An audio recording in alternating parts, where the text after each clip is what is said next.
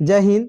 जो हम आपसे बात करने वाले हैं मानव नेत्र तथा रंग बिरंगा संसार, इससे आपको मैक्सिमम क्वेश्चन 5 से 6 क्वेश्चन आपका एग्जाम में टच करने वाला है। ठीक है, तो बच्चों गौर से ध्यान से इसको समझिएगा और हो सके तो अपने कॉपी में नोट कर लीजिएगा।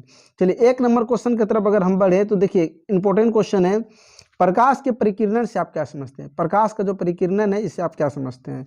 तो ये आपको याद रखना है, जब प्रकाश की किरण वायुमंडल से होकर गुजरती है तथा वायु के कण द्वारा, कहाँ से, यहाँ देखिए समझिएगा, कण द्वारा प्रकाश का परिकिरण होता है और प्रकाश पुंज, यहाँ समझिए, प्रकाश पुंज के मार्ग को देख पाते हैं।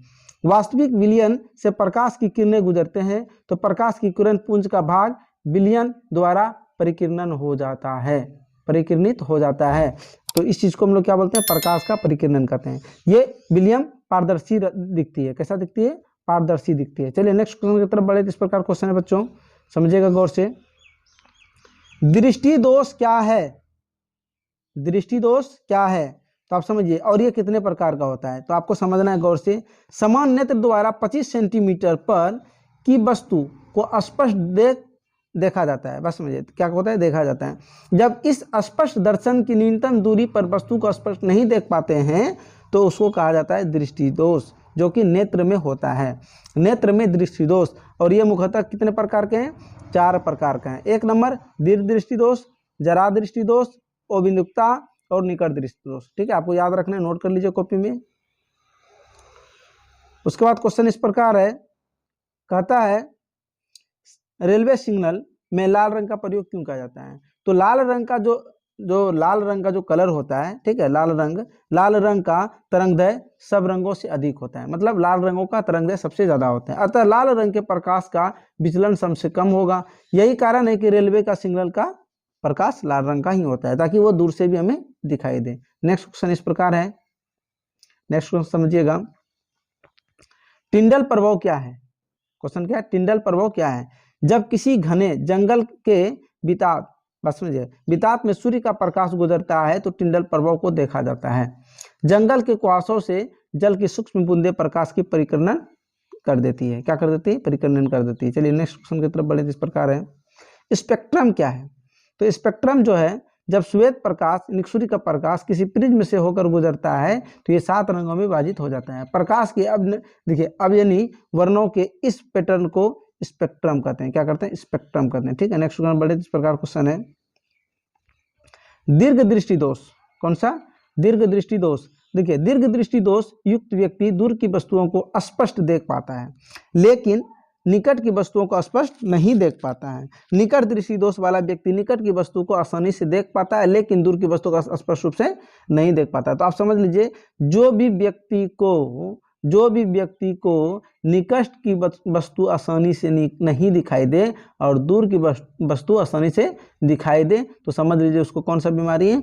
दीर्घ दृष्टि दोष है। ठीक है, इसका उच्चारण भी, इसका क्या कहते हैं, इसका जो है आपको, इसका जो है आपको जो बताएंगे, इसका जो हम आपको बताएंगे कि इसको दूर कैसे किया जाता है। ठीक है, चलिए नेक्स्ट क्वेश्चन की तरफ बढ़े। तो इस प्रकार क्वेश्चन है, आंखों की सुग्राहिता का क्या अर्थ है? आंखों की सुग्राहिता का अर्थ क्या है? मध्यम प्रकाश में भी वस्तु को देखने वाली आंखों को सुग्राही आंख कहा जाता है। ये जो गुण होता है सुग्राहिता कहलाती है। मतलब ऐसा कुछ व्यक्ति है जो कि हल्का सा भी रोशनी रहेगा तो वो दिखाई दे देगा। ठीक है, वो देख लेंगे। चलिए नेक्स्ट क्वेश्चन की तरफ बढ़े। इस प्रकार क्वेश्चन है, निकट दृष्टि दोष और दूर दृष्टि दोष में किन्हीं 3 अंतर को लिखिए। देखिए निकट दृष्टि दोष और दूर दृष्टि दोष में अंतर बताना। 1 नंबर बताइए, दूर दृष्टि दोष वाले व्यक्ति दूर की चीजें को स्पष्ट देखता है, लेकिन निकट दृष्टि दोष वाले व्यक्ति दूर की वस्तुओं को नहीं देख पाता है।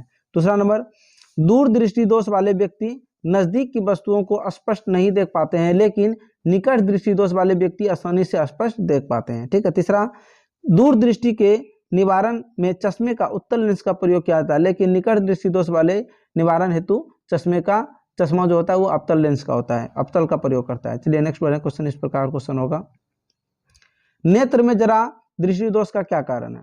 जरा दृष्टि दोष का क्या कारण होता है? जब बुढ़ापे का नेत्र दोष है हाँ, जब बुढ़ापे में जब किसी का व्यक्ति का आयु कम हो जाता है, बुढ़ापा हो जाता है, ठीक है, अधिक हो जाता है, तो इस उम्र में नेत्र की सिलेडरी पेशियों का लचीलापन समाप्त हो जाता है। नेत्र में संधान शक्ति का भी कमी का कारण दूरबिंदु के और निकट बिंदु का समंजन नहीं हो पाता, जिसके कारण उसको क्या होता है, जरा दृष्टि दोष हो जाता है। चलिए नेक्स्ट क्वेश्चन बढ़े तो इस प्रकार है, मोतियाबिंब क्या है? क्वेश्चन इस प्रकार, मोतियाबिंब क्या है? देखिए मोतियाबिंब बढ़ती उम्र के कारण कुछ व्यक्तियों के नेत्र का क्रिस्टलीय लेंस धुंधला तथा दुधिया हो जाता है। इसके चलते नेत्र की किसी वस्तु को देखना आसान नहीं होता है, इसे मोतियाबिंब कहा जाता है। इस दोष को शल्य चिकित्सा से दूर किया जाता है। चलिए नेक्स्ट क्वेश्चन बढ़े तो इस प्रकार क्वेश्चन है, स्पेक्ट्रम में किस रंग का प्रकाश, समझिएगा, स्पेक्ट्रम में किस रंग का प्रकाश का तरंगदैर्घ्य महत्व और किस रंग का प्रकाश का तरंगदैर्घ्य न्यूनतम होता है? चलिए स्पेक्ट्रम में लाल रंग के प्रकाश का तरंगदैर्घ्य महत्व होता है और लेकिन बैंगनी रंग का तरंगदैर्घ्य जो है न्यूनतम होता है, मतलब कम होता है। हाँ, अतः लाल रंग में प्रकाश की विचलन कम और बैंगनी रंग में प्रकाश का विचलन अधिक होता है। ठीक है, नेक्स्ट क्वेश्चन बढ़े तो इस प्रकार क्वेश्चन आपका होगा, प्रकाशनीय प्रकाश का वर्ण किस पर निर्भर करती है? तो समझिएगा गौर से, जब परिकिरणन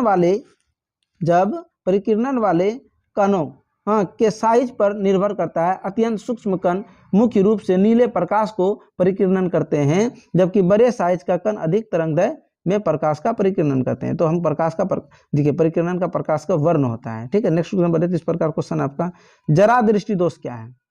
जरा दृष्टि दोष क्या है? ये क्वेश्चन आपका बच्चों VVI क्वेश्चन है, नोट कर लीजिएगा, VVI क्वेश्चन है ये। ठीक है, देखिए आयु में वृद्धि होने के साथ साथ मानव नेत्र की समंजन क्षमता घट जाती है। अधिकांश व्यक्ति का निकट बिंदु दूर हट जाता है। क्या होता है? निकट बिंदु दूर हट जाता है। इसका संशोधन चश्मे के बिना उन्हें पास की वस्तु को आराम से देखने की कठिनाई होती है। इस दोष को जरा दूर दृष्टि कहा जाता है।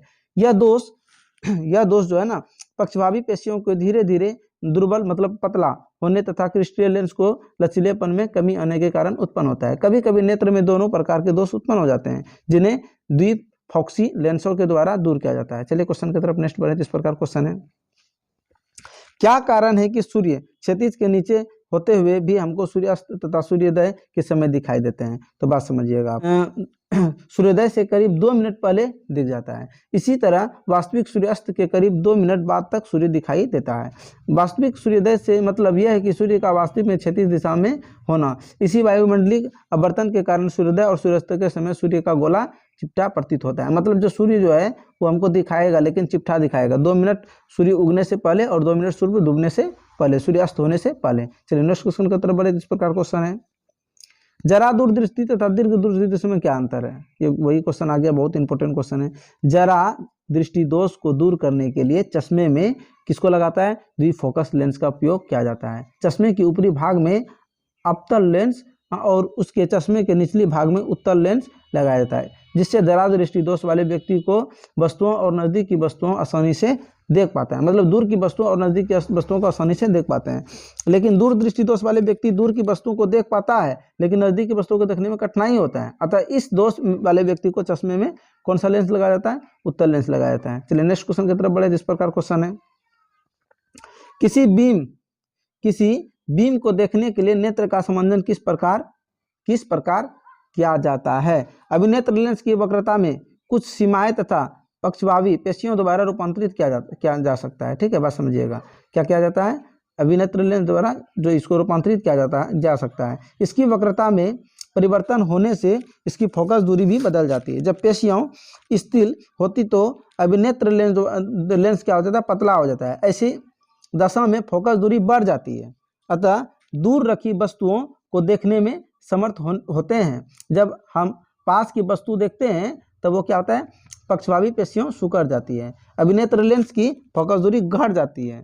इसके बात समझिए, इससे निकट रखी वस्तु को स्पष्ट नहीं देख पाते हैं। चलिए नेक्स्ट क्वेश्चन तरफ बढ़े। इस प्रकार क्वेश्चन है, 16 नंबर क्वेश्चन आपको, और ये लास्ट क्वेश्चन रहेगा आपका और ये इंपॉर्टेंट भी क्वेश्चन रहेगा। जब हम नेत्र से किसी वस्तु की दूरी बढ़ा देते हैं तो नेत्र की प्रतिबिंब की दूरी क्या होगी? बात समझिए, कितना मस्त क्वेश्चन है। नेत्र से वस्तु की दूरी बढ़ा देने पर भी आंख अपने समंजन शक्ति के द्वारा प्रतिबिंब को रेटिना पर बनाता है। कहाँ बनाता है? रेटिना पर बनाता है। ठीक है, बना पाता है। यह स्वस्थ आंख के लिए संभव नहीं है। नेत्र और रेटिना के बीच की दूरी सदा स्थिर रहती है। दृष्टि परास 10 सेंटीमीटर से अनंत बिंदु तक होती है। इस परास पर कहीं भी वस्तु को रखा जाए तो प्रतिबिंब कहाँ बनेगा? रेटिना पे ही बनेगा। उसका प्रतिबिंब कहाँ बनेगा? रेटिना पे बनेगा। तो इस तरह करके 1 से लेके आपको 16 क्वेश्चन आपको हम आज बता दिए, और ये सब्जेक्टिव है बच्चों। क्या है? सब्जेक्टिव है, ठीक है। तो आपको कर लेना है इसको याद, हाँ, और आप कॉपी में नोट कर लीजिए। और सबसे पहली बात, अगर आप मेरे चैनल पे हैं तो जाके कर लीजिए सब्सक्राइब, न्यू है तो, ठीक है। ओल्ड है तो देखते रहिए वीडियो, एंजॉय करते रहिए और अपना पढ़ाई के एजुकेशन को बढ़ाते रहिए। Thank you for